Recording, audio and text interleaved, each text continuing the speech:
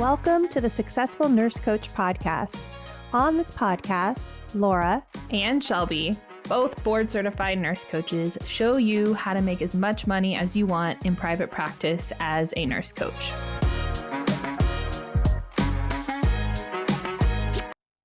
All right, guys. Welcome to the Successful Nurse Coach podcast. Today, it's me, Laura, and I am going to talk about building self-trust as an entrepreneur. In some ways, I feel like this podcast is going to be a reiteration of things that we say over and over again. I feel like it could be a fresh look at the same picture, but it's probably like one of the most important things that we face when we go from employee to entrepreneur, when we're in these beginning stages. When I say beginning stages, I mean like the first 3 years. I think I want to start talking about these longer time horizons. So why is it really important to have self-trust as an entrepreneur? Well, let's start this whole conversation by even defining what that is. So self-trust is the confidence and reliance that we have in our own abilities, judgments, and decisions. Essentially, someone with deep self-trust can wake up in the morning, and as things happen to them, as they open their inbox, as they get a call from a client, as they get in a fight with their kids or their husband or whatever life throws at them, there's this underlying sense that they can figure it out, that it's going to be okay, that you know how to make decisions and you trust your decisions. It also gives you lots of resilience. If you have a setback, you tend to have a specific mindset around a failure or a setback. And we all come into this nurse coach world and entrepreneurship with like different levels of self-trust. I reflect on Shelby and I think Shelby and I, we had elevated self-trust that made no sense. And I think that was one of our superpowers. I didn't claim to know everything, but I freaking knew I could figure it out. Always did.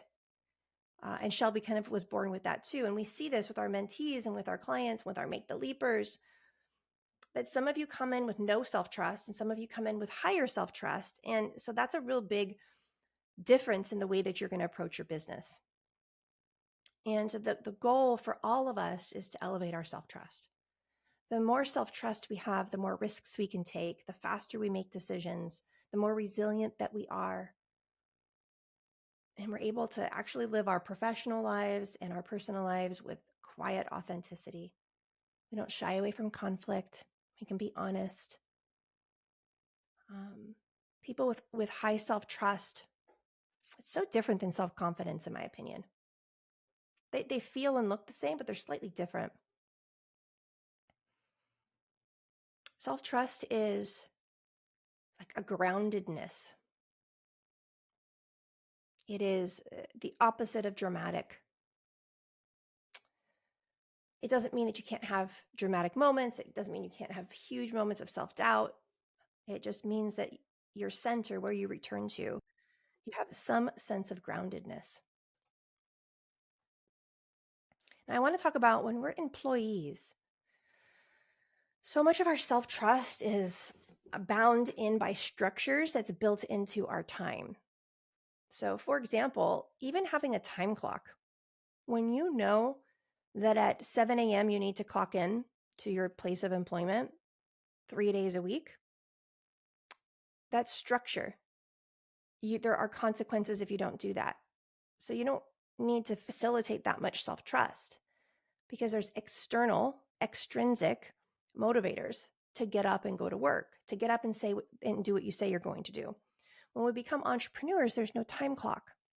And so then we wake up, say we want to work on our business at 7 a.m., but we don't sleep well. And so immediately we compromise that decision to work at 7 a.m. because we're going to sleep in, or we're going to go to the gym, or we're going to do laundry, or we're going to clean the kitchen, or we're going to do the dishes, or we're going to read a book, or we're going to watch coaching videos, or we're going to continue to learn. We're not going to actually do the activities that we know that we need to do to get our business off the ground. And so a lot of the first year is like developing your own structures, your own intrinsic structures. Another is Like at work, we have key performance indicators. We have supervisors who give us reviews. We have charting that can be audited anytime. And we have money. We get paid for every moment that we clock in. So there's just lots of motivators to show up and go to work and do a good job. And when we we look at our own business, we don't really, in honesty, we have none of those. Now, being part of a coaching group, having your mentor, having your coach, basically all of our programs are like mimic this so that we can create this your first 6 months. Then we tend to back away and hope to help you foster your intrinsic motivation. But we try to create key performance indicators and challenges and trackers and accountability. Like we try to mimic that like it would be at work so that you can slowly build self-trust and you can slowly back away from the external structures. Common challenges, we've talked about this so many times. Common challenges to this are self-doubt and imposter syndrome, fear of failure, and external influences and criticism. So one of these big external influences is our partner. If our partner is not over the moon, excited about what we're doing, sure it's going to work out all of the time, and we pick up on any hesitancy, fear, insecurity, or resentment from them, this can derail us in such a big way. It can be something so simple as like, hey, honey, have you had any paid clients this month? You're like, no, I've just worked 30 hours and I've made no money and I just keep getting stood up and people don't show up and nobody wants to buy my coaching and I'm pretty sure I'm a shitty coach. And thank you so much for asking me that. So we have to build structures that are, until we have proof that that's not true, which takes time, we have to have structures in place so that we don't get totally derailed by a seemingly innocuous comment by somebody that loves us. And self-trust isn't something we can will. Like, I don't think the harder we try, that the more self-trust we get. I think the more that we surrender, the more self-trust is revealed. Let me say that again. I don't think we can will ourselves to have more self-trust. I don't think we can, I'm going to air quotes here, work on our self-trust. I think we have to relinquish control and surrender and allow who we really are to show up. Because really, at the core of you who are listening to this is you are deeply capable, full of potential, have every skill that the universe or God gave you to be incredibly successful in anything that you choose to do without exception.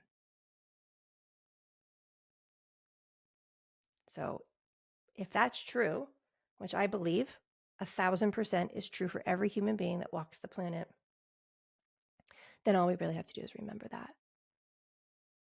We don't have to work really, really hard to just be our true nature and remember who we are. And that's different, right? Because I've been doing my positive affirmations. I've been reading all my books and listening to all my podcasts and doing all the things. And I still feel like shit.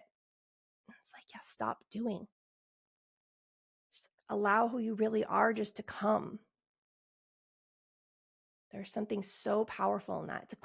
It's a hack, really. And then self-trust, while self-trust and confidence can be used as synonyms, I don't see them that way. I can be incredibly not confident and still trust that I'm going to do something. So I'm not blessed with confidence in every step of my being. I have lots of moments of not feeling confident. I just know that I do it anyway. I don't need to feel confident to do anything. I can do things unconfident day and night. I can do new things left and right. I can fail in front of everybody. I don't care. And that's self-trust. So I want to make that distinction as well.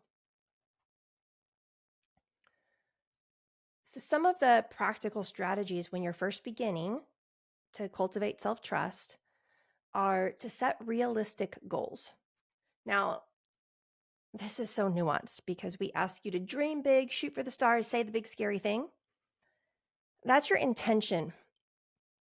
Your intention should be incredibly audacious. Your intention should be 10 times bigger than you think it could actually happen. Your intention should be to make $1 million if really all you desire is 100. Your intention should be to speak to a group of 10,000 if your actual goal is that you just want to speak to a group of 1,000. We definitely want to play with intentions that are exponentially bigger than what we think can actually happen, because that's energy and that's really important, and that's not what I'm talking about. What I'm talking about is when you look at your work week, let's say you have 6 hours set aside on your calendar to work in your business. I want you to create goals that are very clear of exactly what you need to do, and your mentor will help you with this. So once they're written down, they're non-negotiable. And then we practice doing those things regardless of how we feel, regardless of how we slept, regardless of if we fought with our partners, regardless of if there's extra laundry, regardless of all those things. We treat it as it's something that's incredibly important to us. We do not abandon ourselves in our goal. That's what I'm talking about. If we can start to set realistic, actionable goals each week, these are shorter term things, then you can start to determine what your patterns are of sabotage, because your brain seeks comfort.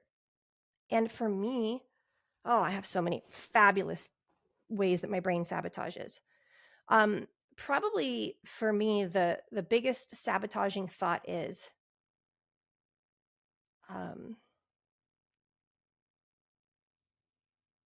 delay. Like, I can just do it tomorrow, or I'll just do that tonight, or I'll just do that next week, or I'll just reschedule it. And not that it causes me any big problems now, but in the beginning it really did. If I do it now, it's not because I'm trying not to do something that makes me uncomfortable. If I do it now, it's probably because I'm trying to manage my energy, and I'm really tapped into, like, I know I'll get it done. But in the beginning, it was postponing the scary stuff, postponing the posts, postponing sending the 25 messages that I said that I would send, postponing going down to the Rotary Club or whatever my in-person thing I was going to do after my coaching call with my coach. Those are the kinds of things I'd postpone. I'd create delay, and that delay would have a huge price on myself in self-trust and my self-concept. So set realistic goals and then determine what your patterns are.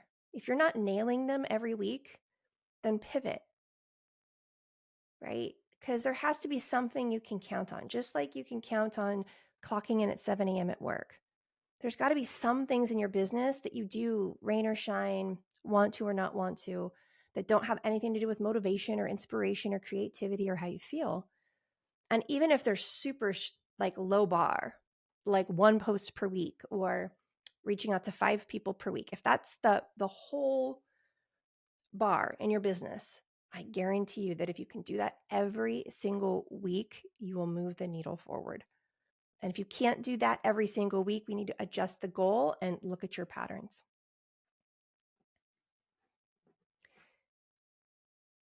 The next is really evaluating yourself and self-reflection. We have a client right now who's doing thought work. I think we decided she was going to do thought work every day for 30 days because there's just some predictable ways that she thinks about herself, her business, that aren't true. And they create lots of feelings that are very difficult for her to take action when she's experiencing them. And then when she has a delay in action, it feeds to them. And she gets in these up cycles and these down cycles. And so she was in a current down cycle. And so we were just going to evaluate her thoughts, like really just shine a flashlight right on why she's stuck in this pattern. What are the predictable thoughts that come? Being curious about those, replacing those. And it's so incredibly powerful. And the commitment here, just like you'd clock in at 7 a.m., is that every night before your head hits the pillow, you've done a worksheet, like several worksheets on your thoughts throughout the day. Then that becomes the action in your business. The action actually that week or that following week isn't reaching out to human beings or trying to offer coaching. It's not the business coaching stuff. It's actually self-evaluation.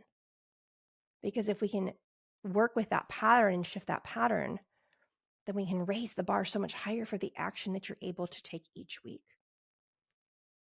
And it doesn't take very many weeks of nailing it for self-trust to grow to a new level.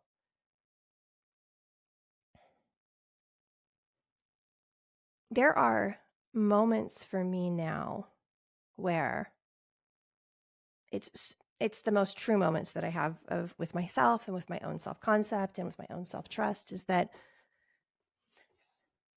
you might as well roll the dice really big, because even if you lose everything, and I mean everything, let's say negative everything. Let's say you lost all your money, your house, your businesses. So you lost it all.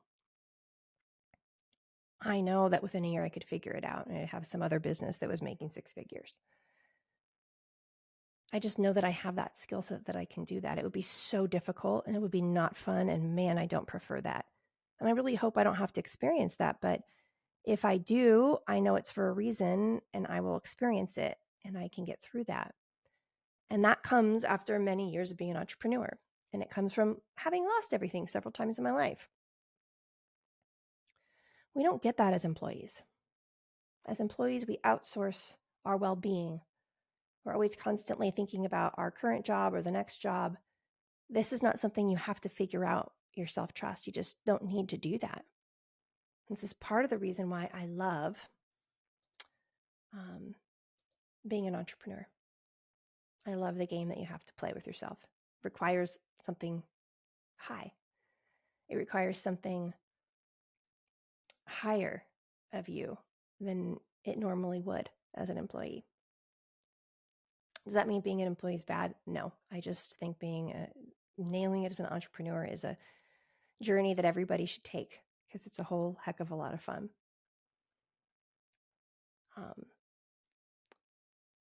Let's talk a little bit about fear of failure. So if you have like deep self-trust, then failure just doesn't really faze you. In fact, like the bigger the failure, the more that you learn. And so you can actually kind of celebrate that. Our current mentor last year did a bunch of investing in different companies. We invested with him in one of his companies and it all kind of didn't work out. And I'm not sure how much money he lost, but probably several $1,000,000. And so he just let us know and kind of what our options were, and then wrote a big old long email about everything he learned. And he's already like on to the next thing, talking about how all the lessons he's going to learn or that he learned are really useful in what he's currently doing. The amount of resilience you need to have if you lost a few $1,000,000 and you've lost investors' money potentially, and then to tell said investors what you've learned and how it's an asset, that's insane self-trust at a level of mastery that very few people have, and that it is an honor to be around. And so if that story can be kind of the North Star here in how you can see failure. Because every human being listening to this, me included, we're going to fail. We're going to fail over and over again. We're going to fail for the rest of our life. Failure is not bad. Someone who's failed a lot is somebody who lives and somebody who's courageous. Failure is good. We celebrate it in coaching. And when that gets woven into your self-trust and your self-concept, this idea of not doing something because you're afraid it's not going to work is ridiculous. It's so ridiculous. The paradigm doesn't even exist. It's like difficult for me to understand at this point, even though I know it's really real when you first start. Now, practical strategies to really build self-trust is, besides setting realistic goals, evaluating self and self-reflection, the next one I want to talk about is when all else fails, when you don't know what you're going to do, serve. Entrepreneurs find a problem in the world. They create a solution to that problem. Then they become the best at solving that problem. They become the best at communicating how they solve that problem to the right people. And then money comes. That's it. As a nurse coach, you find out what problem you solve in the world. You tell people how you solve it.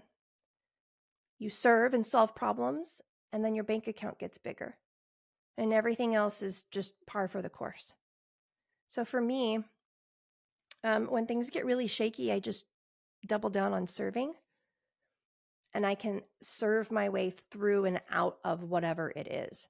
Now, the shadow side of this is that is doing it from like a place of people pleasing, like serving everybody or pleasing everybody because you want people to like you because you're secretly afraid that people don't like you. I'm not talking about that.